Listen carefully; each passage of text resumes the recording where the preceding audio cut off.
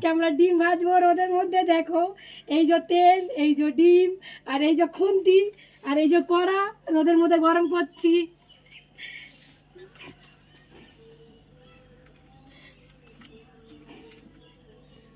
এই তেল দিলাম,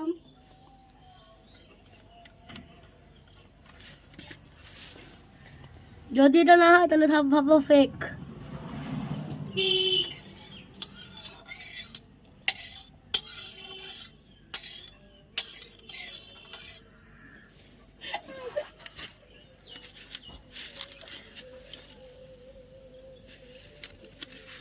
তেলটা গরম হোক, ততক্ষণ আমরা রোদের থেকে সরে দাঁড়াতে দিয়েছি।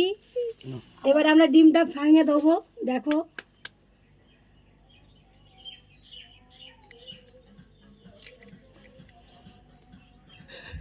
দেখি এতে হয় কি না, যদি না হয় তাহলে বাবা সব মিথ্যে।